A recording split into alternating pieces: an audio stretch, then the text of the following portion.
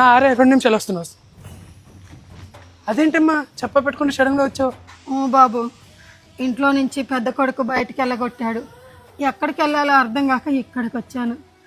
4 రోజులు మీ ఇంట్లో తలదాసుకొని ఇస్తావా? అయ్యో అమ్మ, ఇది కూడా నీ ఇల్లే కదా, రా వెళ్ళందా.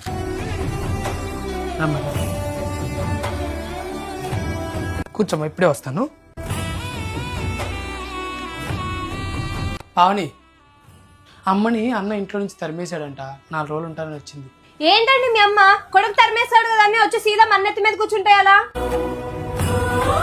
చూడండి, అసలుకే మన ఇల్లు చాలా చిన్నది. ఇప్పుడు ఆవిడ ఇక్కడ ఉంటానని వస్తే ఆవిడని ఎక్కడ పడుకోబెట్టాలి, నేను ఎక్కడ పడుకోవాలి? లేదులే, నీ వల్ల కాదు. మీ అమ్మకి నేనే చెప్తాను ఇంట్లో ప్లేస్ లేదని. అమ్మా నువ్వా? అవునమ్మా, నేనే. అత్తొచ్చింది, బయటికి తరిమేద్దామని వచ్చావా తల్లి? అమ్మంటే అందరికీ అమ్మే కదా.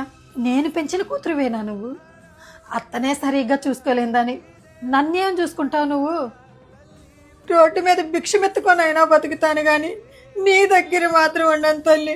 కొడుకేమో తల్లిని బయటికి తరిమేశాడు, కూతురు ఏమో అత్తనుకొని బయటికి తరిమింది.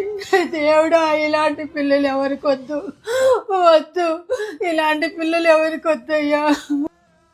వయసు అయిన వాళ్ళని బాగా చూసుకోండి అమ్మా, బాగా చూసుకోండి, మర్చిపోవద్దు.